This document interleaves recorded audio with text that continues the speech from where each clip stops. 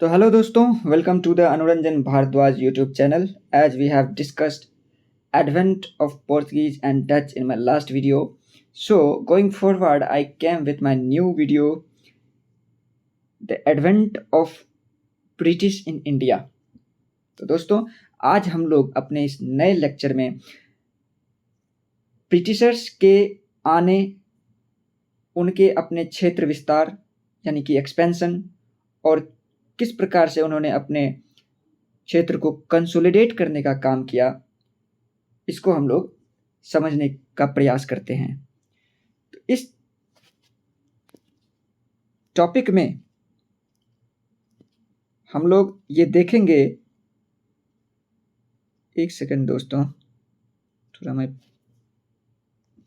Pen, हाँ now अब okay.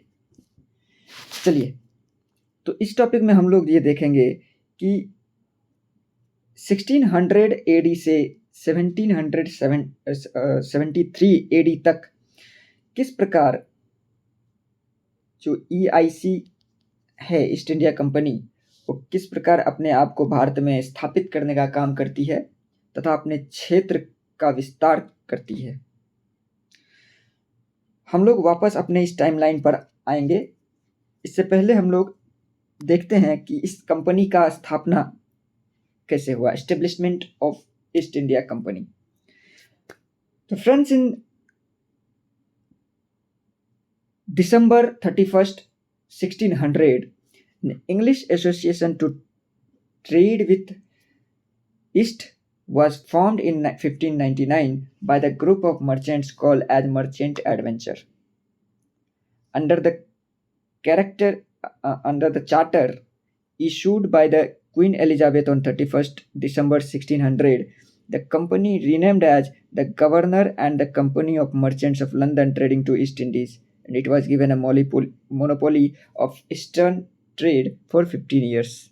तो दोस्तों, हम लोग यहाँ देखते हैं कि 1600 ईस्वी में बाकी सारे जो भी यूरोपियन कंट्री थे, जैसे पुर्तगीज़ थे जो सबसे पहले भारत में आए, उसके बाद डच आए, ये दोनों हमने देखा कि किस प्रकार से वो भारत में अपना प्रभुत्व स्थापित करते हैं.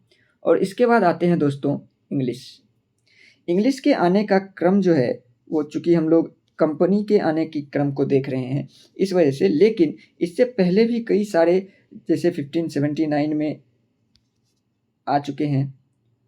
इसके बाद भी जो उनके आने का क्रम था वो लगातार जारी रहा, लेकिन एक कंपनी के रूप में, एक व्यापारिक कंपनी के रूप में 1600 में जबकि ईस्ट इंडिया कंपनी की स्थापना होती है, तो हम कह सकते हैं कि यहाँ से वास्तविक रूप से ब्रिटिशर्स के आने का जो डेट है उसको हम लोग मान सकते हैं. यानी कि 1600 ईस्वी में ईस्ट इंडिया कंपनी की स्थापना के बाद इनका भारत में आगमन कहा जा सकता है. तो होता ये है दोस्तों कि हम लोग अभी तक ये देखें कि जो पुर्तगीज़ की कंपनी थी, जो डच की कंपनी थी, या जो फ्रेंच और जो डेनिश कंपनी है, डेनमार्क की जो कंपनी है, ये सभी कंपनियां गवर्नमेंट, वहाँ की सरकार द्वारा संचालित कंपनी होती थी, या इसका एडमिनिस्ट्रेशन वहाँ की सरकार देखती थी. ठीक है. लेकिन अगर हम ईस्ट इंडिया कंपनी की बात करें तो ईस्ट इंडिया कंपनी इन सभी कंपनी से बिल्कुल ही अलग था. ईस्ट इंडिया कंपनी दोस्तों एक जॉइंट स्टॉक कंपनी है. जॉइंट स्टॉक कंपनी है. इसके अंदर काफ़ी ज़्यादा जो मर्चेंट हैं, कई सारे मर्चेंट्स ने इनका जो स्टॉक है वो खरीद रखा था, और उन सभी ने मिलकर एक बोर्ड ऑफ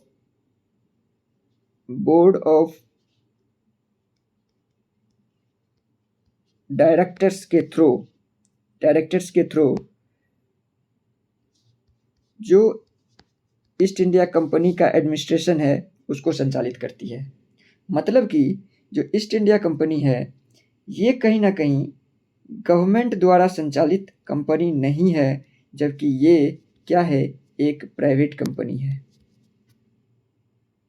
और प्राइवेट में भी कैसा, एक ज्वाइंट स्टॉक कंपनी है। क्लियर? चलिए, तो ये था हमारा EIC। तो मर्चेंट एडवेंचर जो एक एसोसिएशन था, उसी एसोसिएशन को 31 दिसंबर 1600 में क्वीन एलिजाबेथ ने मान्यता दे दिया और उन्हें ईस्टर्न ट्रेड में 15 साल का मोनोपोली, मतलब एकाधिकार। इसका मतलब यह है कि 15 साल तक ईस्ट में EIC के अलावा कोई दूसरी ब्रिटेन की कंपनी ट्रेड करने नहीं आ सकती है। क्लियर है?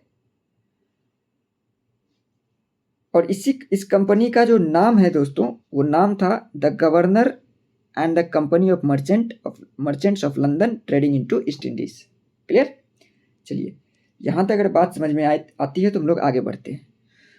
तो ऐसा है कि 1600 में ये कंपनी इस्टेब्लिश्ड होने के बाद भारत में जो उस समय में मुगल शासक थे, है ना, उस समय में जो मुगल शासक थे उनसे परमिशन लेना आवश्यक था। ठीक है, उनसे परमिशन लेना आवश्यक था। तो उस वजह से मुगल दरबार में इनका आना जाना शुरू हुआ। तो 1608 में सबसे पहले विलियम्स हॉकिंस जो हैं वो जहांगीर के दरबार में आते हैं। ठीक है, लेकिन इनको कोई कंसेशन, कोई परमिशन नहीं मिलता, क्योंकि इस समय में पोर्तुगीज काफ़ी हावी हैं भारत में और मुगल साम्राज्य के दरबार में भी। ठीक है, तो चूंकि इनको 15 साल के लिए ही मिला था और दिल्ली अभी दूर था, तो इस वजह से इनका जो मोनोपोली का जो पीरियड है, जो केवल पहले स्टार्ट में 15 वर्ष के लिए दिया गया था, उसको बढ़ा करके जो वहाँ के किंग थे जेम्स फर्स्ट 1609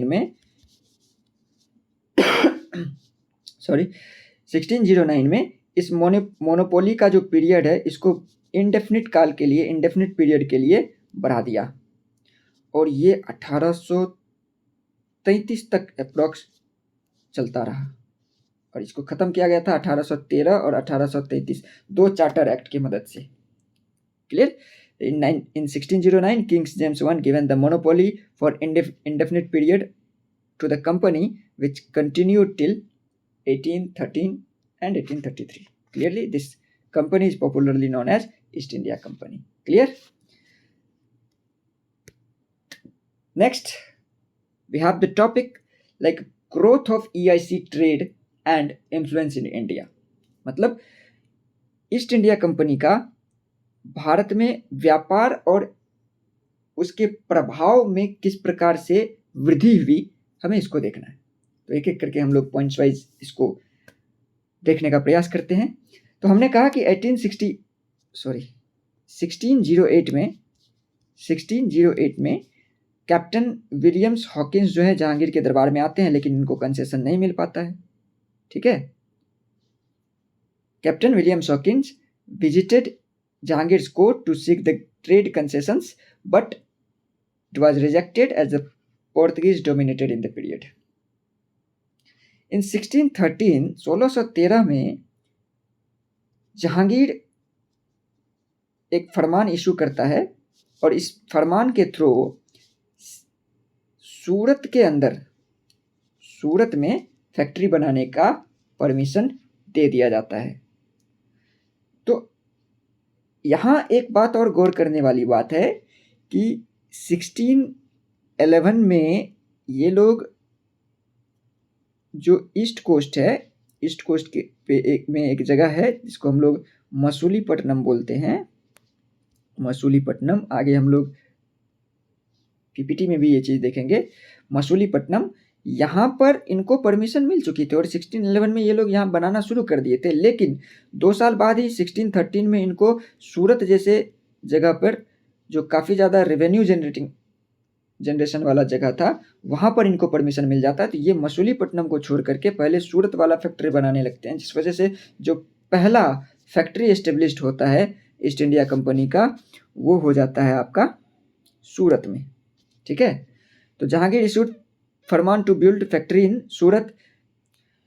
तो इस तरह से जो फर्स्ट फैक्ट्री है ब्रिटिश का, फर्स्ट फैक्ट्री वो सूरत में एस्टेब्लिश्ड होता है। अब इनको अच्छी तरीके से पता है कि जब तक इंडिया में पोर्तुगीज हैं, इनका प्रभुत्व अच्छे तरीके से नहीं बन पाएगा, इनको कोई स्थान मिलने वाला नहीं है। क्लियर? तो इन्होंने सबसे पहले पोर्तुगीज को अपने रास्ते से हटाने का प्रयास किया। तो 1611 और 1612 ये 2 बैटल होता है, एक बॉम्बे के अंदर और दूसरा होता है सवाली के अंदर, जो सूरत के निकट है, और दोनों में ही पोर्तुगीज को बुरी तरीके से हराता है। और इस लड़ाई का असर मुगल सम्राट पर भी पड़ता है, जिससे मुगल सम्राट पोर्तुगीज के बजाय ब्रिटिश की ओर उनका झुकाव ज़्यादा बढ़ जाता है। क्लियर है? आप देखेंगे कि जैसे ही 1611 और 1612 में ये पोर्तुगीज को हराते हैं, वैसे ही 1615 में जब सर थॉमस रॉ, वो युद्ध हराने के बाद जब sir Thomas raw Mughal court में पहुंचते हैं, तो उन्हें फरमान मिलने में उतना तकलीफ नहीं होता जितना कि कैप्टन विलियम शॉकिन को हुआ था। ठीक है, और इनको मुगल साम्राज्य के लगभग सभी पार्ट्स में फ्री ट्रेड करने का परमिशन मिल जाता है। आगे हम लोग देखते हैं कि 1616 के अंदर जो 1611 वाला मसूलीपट्टनम में स्टार्ट किया था फैक्ट्री बनाना, वो 1616 में कंप्लीट होता है, and it was the first factory on east coast. Clear? कहाँ पे पड़ेगा ये? मसूलीपट्टनम में।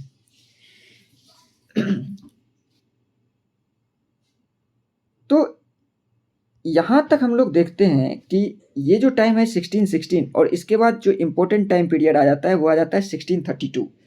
1632 में जो गोलकोंडा का क्षेत्र है, वहाँ के सुल्तान एक फरमान जारी करते हैं, जिसको हम लोग गोल्डन फरमान कहते हैं। इस गोल्डन फरमान के तहत ब्रिटिशर्स को गोलकोंडा के क्षेत्र में फ्री ट्रेड करने के लिए केवल 500 पगोड़ा सालाना जो है वो सुल्तान को देना होता था। ठीक है, और इस तरह से गोलकोंडा के क्षेत्र में भी ये लोग फ्री ट्रेड करने का परमिशन इनको प्राप्त हो गया। यहाँ तक हम लोग ये समझने का प्रयास करते हैं कि इनको अब यहाँ पर 25 से 30 साल हो चुके हैं, और 25 से 30 साल में इन लोगों ने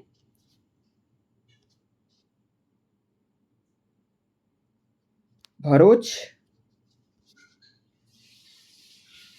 अहमदाबाद, ठीक है, भरूच, अहमदाबाद, पटना, बालासोर, ऐसे जगहों पर अपना फैक्ट्री एस्टेब्लिश कर चुके थे। ठीक है, इन 1633 established factory in east part of India like Balasore, Patna etcetera. यहाँ के बाद दोस्तों जो इम्पोर्टेंट पॉइंट है वो ये है कि 1639 के अंदर company got lease of Madras from the local ruler and shifted its center to Madras from Masulipatam. They also built a factory called Fort St. George in Madras. तो 16 1633 तक ईस्ट वाला बालासोर, पटना जैसे जगहों पर अपना फैक्ट्री एस्टेब्लिश कर चुके हैं, और जो वेस्टर्न कोस्ट है जैसे सूरत, अहमदाबाद, ऐसे जगहों पर, भरूच, ऐसे जगहों पर अपना फैक्ट्री एस्टेब्लिश कर चुके हैं। ये आप देखेंगे कि किस प्रकार से ये फैक्ट्री स्थापित करने के साथ साथ, या प्रारंभ में केवल फैक्ट्री स्थापित करने को इन्होंने प्राथमिकता दिया, व्यापार को प्राथमिकता दिया। यहाँ पर 1639 में इन्होंने मद्रास में भी अपनी एक फैक्ट्री स्थापित कर ली, ठीक है, और जिसे नाम दिया फोर्ट सेंट जॉर्ज, ठीक है। और साथ ही साथ ईस्ट कोस्ट का जो हेडक्वार्टर है वो मद्रास को बनाया, मसूलीपट्टनम से शिफ्ट होकर के। करेक्ट है। नेक्स्ट हम लोग देखते हैं, तो हमारा वेस्टर्न कोस्ट में हम लोग देख पा रहे हैं सूरत है, अहमदाबाद है, भरूच है, टिल 1630 की बात कर लें या 35 की बात कर लें, 1635। ईस्ट कोस्ट में पटना, सॉरी ईस्ट पार्ट में, ईस्टर्न पार्ट में बात कर लें, पटना, बालासोर, और अगर ईस्ट कोस्ट की बात कर लें तो मद्रास और मसूलीपट्टनम, इन सभी क्षेत्रों पर इनका फैक्ट्री बन चुका है। आगे देखते हैं कि बॉम्बे इनके अधीन कैसे आया। इन 1661 British King Charles II married the Portuguese Princess Catherine, due to which Bombay was gifted to Charles II as dowry by the King of Portuguese. Clear. तो 1661 में चार्ल्स सेकेंड का जो शादी है वो कैथरीन, जो कि पोर्तुगीज की राजकुमारी थी, उनसे हो जाता है, और इस शादी में बदले में इनको बॉम्बे जो है वो प्राप्त हो जाता है। अब चूंकि ये तो क्राउन है, ये तो शासक है, ये बॉम्बे का क्या करेंगे, तो ये बॉम्बे को 10 pound per annum, 10 pound per annum के रेंट पर 1668 में ईस्ट इंडिया कंपनी को सौंप देते हैं। और ईस्ट इंडिया कंपनी, जिनका कि वेस्टर्न प्रोविंस में या वेस्टर्न साइड में जो हेडक्वार्टर था वो सूरत के अंदर था, तो 1687 में ये सूरत से बॉम्बे ट्रांसफ़र कर लेते हैं। क्लियर। तो इस प्रकार से बॉम्बे भी इनके अधीन हो जाता है। नेक्स्ट हम लोग बात करें कि बंगाल का क्षेत्र में ये किस प्रकार से अपना आर्थिक आधिपत्य जो है वो कायम करते हैं। अभी हम लोग पॉलिटिकल प्रभुत्व की बात नहीं कर रहे हैं, राजनीतिक प्रभुत्व की बात नहीं कर रहे हैं, ठीक है। हम लोग अभी, चूंकि ये जो पीरियड है, इस पीरियड में ये प्योर रूप से एक केवल और केवल ट्रेडिंग कंपनी है, इसलिए ये जहाँ जहाँ अपने ट्रेड का विस्तार कर रहे हैं, हम केवल ट्रेड के परिप्रेक्ष्य से, व्यापार के परिप्रेक्ष्य से उन क्षेत्रों को पढ़ रहे हैं। इसके बाद जो हमारा लेक्चर होगा, उस लेक्चर में हम लोग ये देखेंगे कि पॉलिटिकली इन्फ्लुएंस कैसे हुआ, कैसे किए इन्होंने, और किस प्रकार से अपना राजनीतिक दबदबा जो है वो कायम किया, ठीक है। तो हम लोग ये देख रहे हैं, हमारा जो टॉपिक अभी चल रहा है ये इकोनॉमिकल पर्सपेक्टिव से चल रहा है। तो इसका कतई मतलब नहीं है कि ये बंगाल पर जो है अब शासन करने लगेंगे, नहीं, बिल्कुल भी नहीं। अभी केवल बंगाल में ये अपना फैक्ट्री स्थापित करने का प्रयास कर रहे हैं। तो 1633 में हमने देखा कि ईस्ट कोस्ट जैसे बालासोर, पटना, हरिहरपुर आदि जगहों पर इन्होंने फैक्ट्री एस्टेब्लिश की। 1651 में उन्हें हुगली में ट्रेड करने का भी परमिशन मिल जाता है। तो 1633 बालासोर, पटना, हरिहरपुर और 51 तक जाते जाते हुगली में भी इन्होंने अपनी फैक्ट्री स्थापित कर ली। एक प्रकार से देखा जाए तो हुगली जो है वो बंगाल का जो ट्रेड का एक प्रमुख रास्ता है। हुगली पर कब्जा होने का मतलब है कि बंगाल से होने वाले जितने भी एक्सपोर्ट और इंपोर्ट हैं उन पर कब्जा होना।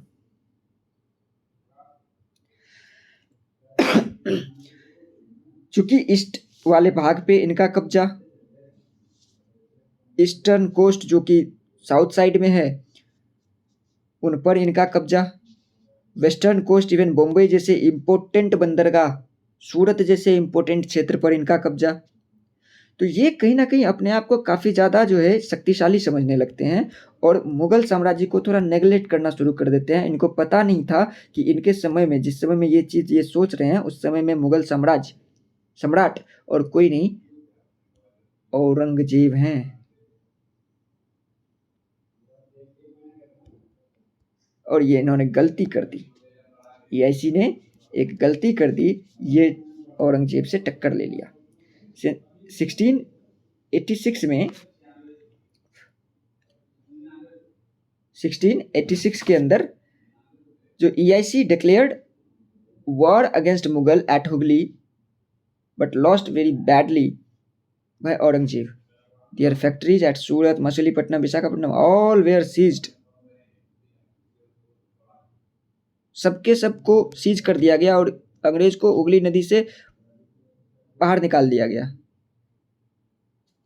ठीक है, तो यहाँ पे इन्होंने एक गलती की, फिर जल्दी ही गलती को रियलाइज भी किया। इन्होंने समझा कि जो है इस समय मुगल साम्राज्य से पंगा लेना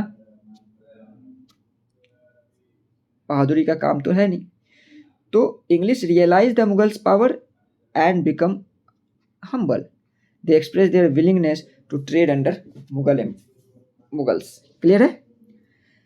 और उसके बाद and then Aurangzeb permitted to trade on payment of 1,50,000 rupees as compensation. तो इस प्रकार से हम लोग देख रहे हैं कि 1,50,000 कंपनसेशन लेकर के उनको फिर से जो है ट्रेड करने का परमिशन दे दिया गया। क्लियर? आगे हम लोग बढ़ते हैं। इन 1698 यहाँ पे औरंगजेब ने कंपनी को 3 गांव, 3 विलेज की जमींदारी सौंप दी। एक सुतानुती, कालीकता और गोविंदपुर। और इन्हीं तीनों को मिला करके जो है कंपनी क्या करती है, इसको डेवलप करके आगे जा करके कलकत्ता शहर को बसाती है, कलकत्ता। ठीक है, और यहीं इसी कलकत्ता में फोर्ट विलियम का स्थापना होता है। ठीक है,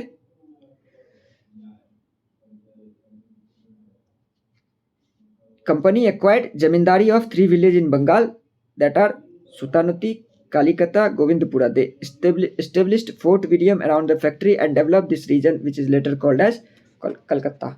ठीक है, इसके बाद 1707 में औरंगजेब की मृत्यु हो जाती है और हम लोग जानते हैं यहाँ से मुगल डिक्लाइन शुरू हो जाता है। हमने पिछले अपने मुगल डिक्लाइन के लेक्चर में इस बात को कवर किया है। तो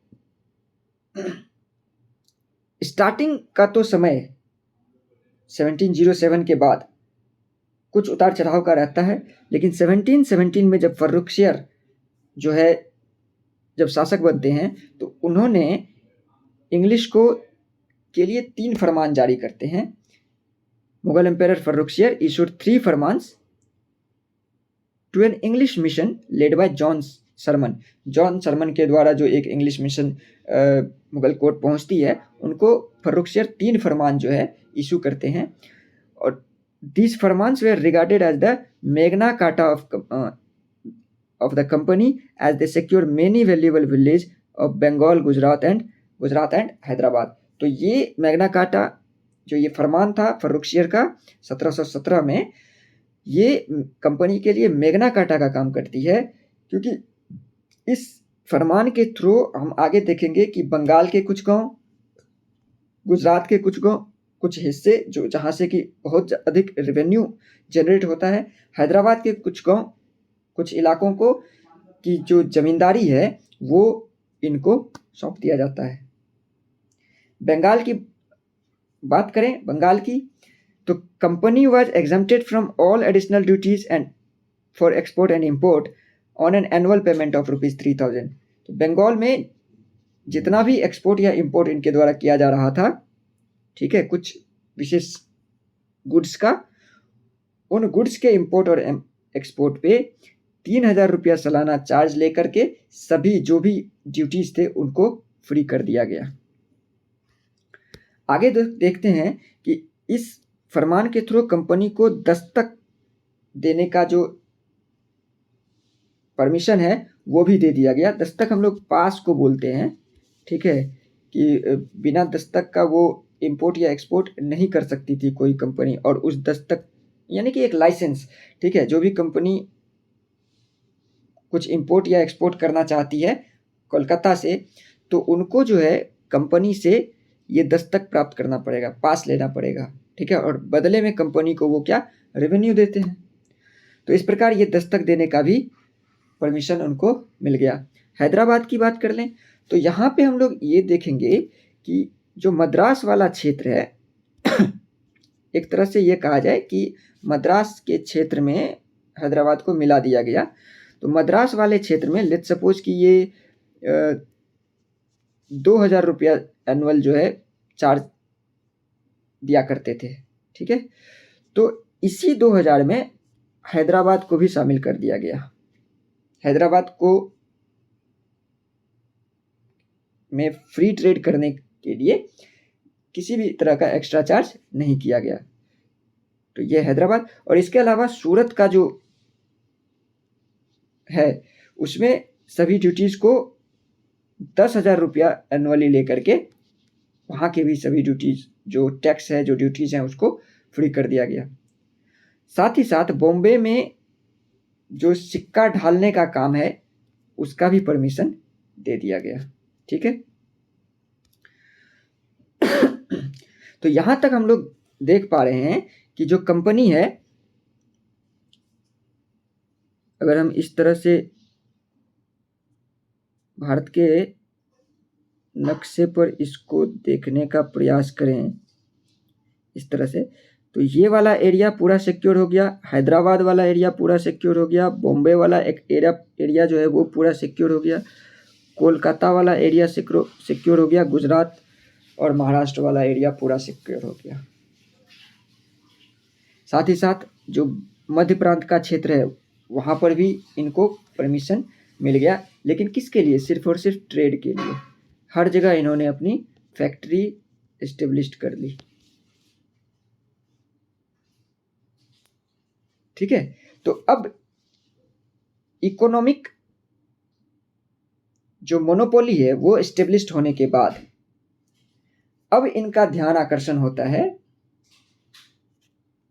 भारत के राजनीतिक सिस्टम में, जो पॉलिटिकल सिस्टम है उसमें इंटरफेरेंस करने का, ठीक है। तो इसको हम लोग एक टाइमलाइन पे ब्रीफली समझने का प्रयास करते हैं, क्योंकि इसके बाद उसको डिटेल में पढ़ने के लिए एक अलग से हमें वीडियो बनाना पड़ेगा। तो चलिए देखते हैं 1717 में फर्रुखसियर का फरमान जो है वो बहुत ही इम्पोर्टेंट रोल उत्पन्न करता है विभिन्न क्षेत्रों में फैक्ट्री एस्टेब्लिश करने और ट्रेड और इकोनॉमिक रूप से अपनी स्थिति को मजबूत बनाने में काफ़ी ज़्यादा मददगार साबित हो जाता है ईस्ट इंडिया कंपनी के लिए। इसके बाद हम लोग देखेंगे कि कहीं ना कहीं जो कंपनी है वो अपना शक्ति प्रदर्शन करने का प्रयास करना प्रारंभ करेंगे।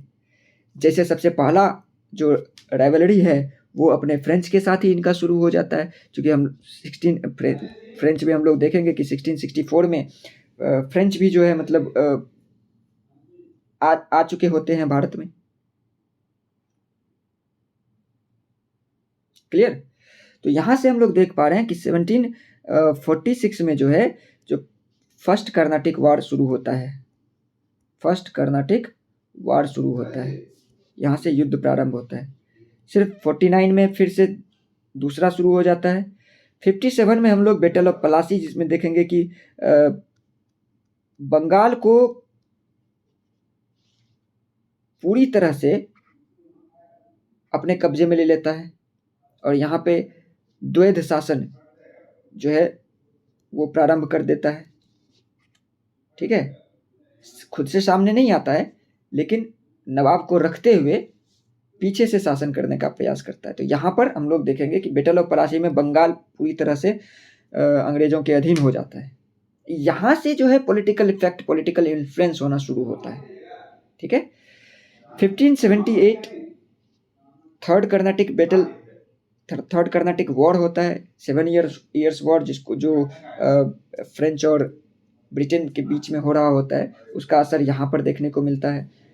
1760 में वांडी वॉश का युद्ध होता है और इस वांडी वॉश के युद्ध में फ्रेंच को हराकर उनका जो प्रभाव है वो कंप्लीटली समाप्त कर दिया जाता है। तो इस तरह से ब्रिटेन का रास्ता अब पूरी तरह से क्लियर था। वो आर्थिक रूप से एकाधिकार हासिल कर ही चुका था, साथ ही साथ अब पॉलिटिकली खुद को एस्टेब्लिश करने में जो उनके रास्ते के जो भी थे कांटे, उनको उन्होंने हटा दिया। 1764 में, अभी 57 से 64 के बीच में कुछ घटनाएं होती है, जिसको हम लोग जब नेक्स्ट वीडियो में हम लोग देखेंगे कि वो क्या घटनाएं हैं। तो 57 में बैटल ऑफ पलासी और 64 में बैटल ऑफ बक्सर होता है। और यहाँ बैटल ऑफ बक्सर के बाद जो 65 में इलाहाबाद की संधि होती है, यहाँ से बिहार, बंगाल और उड़ीसा के क्षेत्र पर कंप्लीट शासन EIC का स्थापित हो जाता है। क्लियर है।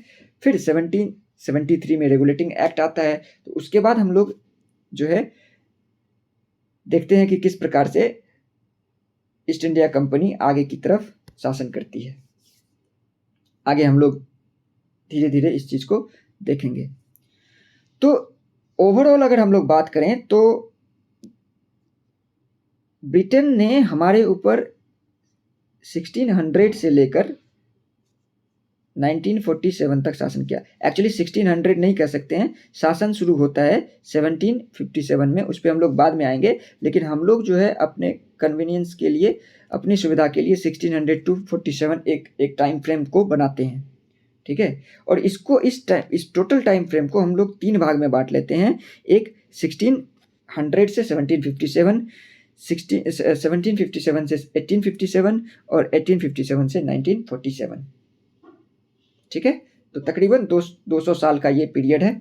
ठीक है, इसमें हम लोग फर्स्ट वाला जो देखते हैं, इसमें इस क्षेत्र में ये तकरीबन 50-57 साल का जो ये टाइम जोन है, इस पीरियड में जो EIC है वो कंप्लीट रूप से एक ट्रेडर्स हैं।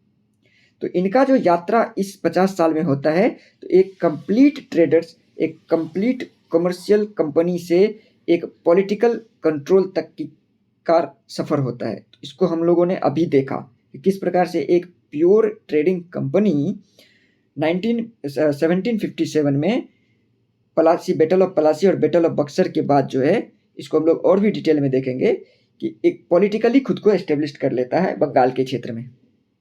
ठीक है, फिर इस प्रकार से कंपनी का शासन, रूल ऑफ कंपनी शुरू होता है। कहा जाए तो 1773 से शुरू होता है लीगली, चूँकि वहाँ पे एक रेगुलेटिंग एक्ट पारित होकर के आता है 1773 में। तो लीगल बैकअप तो इनको शासन करने का वहाँ से मिलता है, लेकिन ये जो प्रारंभ है इस शासन का, रूल ऑफ कंपनी का, ये 57 से एक तरह से मान लिया जा सकता है। और फिर अपने क्षेत्र को कंसोलिडेट करते हैं। जैसा कि हमने अपने प्रीवियस स्लाइड में ये देखा कि east coast, west coast, Gujarat वाला कोस्ट, कोलकाता साइड, फिर मध्य प्रांत, इन सभी क्षेत्र में अपना जो अलग अलग रूप से फैक्ट्री इस्टेब्लिश कर रखा था, इन सभी प्रांतों को आपस में जोड़ने का यानी कंसोलिडेट करने का काम करते हैं। ठीक है, तो ये था। आज हम लोग अपनी इस वीडियो को यहीं तक रखते हैं और वापस से चलते हैं अपने पहले स्लाइड पे।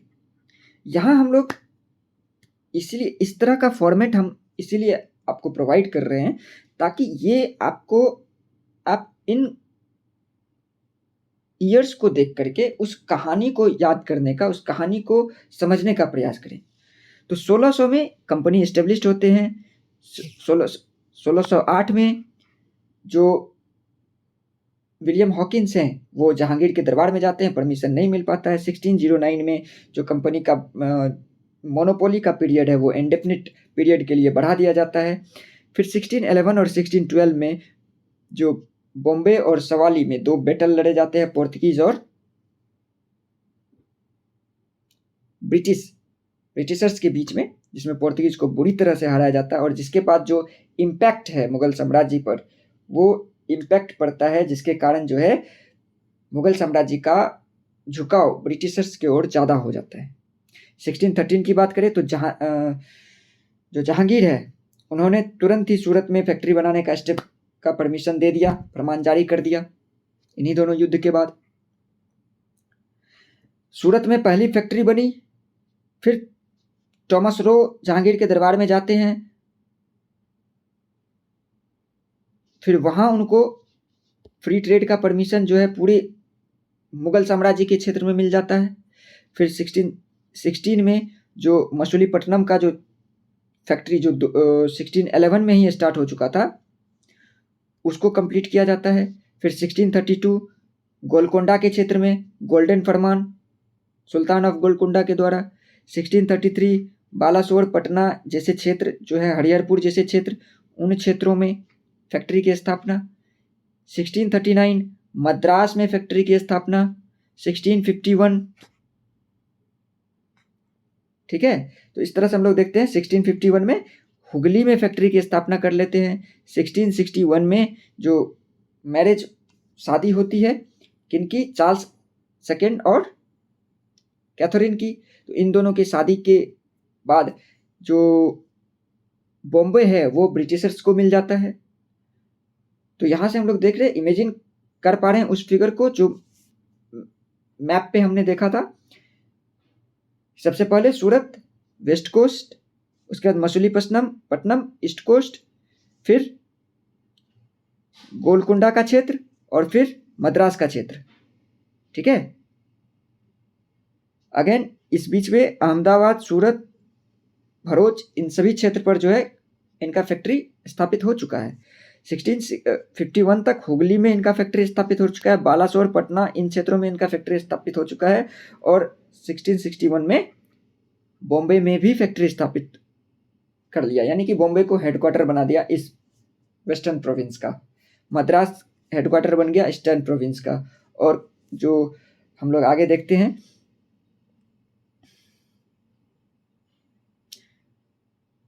फिर 67 और 91, 67 यहाँ पे एक 86 जो है 1686 यहाँ पर एक मिस हो रहा है, वो नंबर आप लोग यहाँ पे ऐड कर लेंगे। 1686 यहाँ पे जो है मतलब हुगली में जो वॉर होती है औरंगजेब से, जहाँ पे अंग्रेजों को खदेड़ दिया जाता है, पूरी तरीके से हराया जाता है और उनके सारे फैक्ट्री को सीज कर दिया जाता है। बाद में वापस से फिर वो लोग माफ़ी मांगते हैं तो 1.5 लाख रुपये कंपनसेशन के तौर पर लेकर के वापस से ट्रेड करने का परमिशन औरंगजेब द्वारा दिया जाता है। ठीक है, फिर 1698 की बात कर लें। 1698 में जो 3 गांव हैं,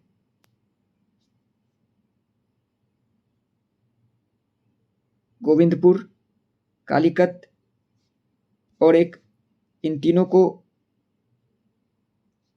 की जमींदारी जो है वो अंग्रेजों को सौंप दिया जाता है। फिर इन्हीं को तीनों को डेवलप करते हैं कलकत्ता के रूप में, जहाँ पर फोर्ट विलियम्स की स्थापना की जाती है। फिर 1717 में हम लोग देखते हैं कि फर्रुखसियर का फरमान आता है, और इस प्रकार से ये टाइमलाइन तो हमने पीछे देखा ही।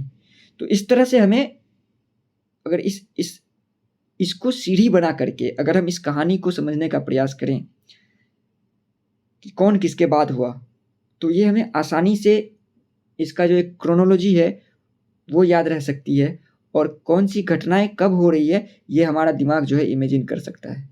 तो चलिए दोस्तों, आज के लिए इतना ही, मिलते हैं अगले वीडियो में। तब तक के लिए जय हिंद।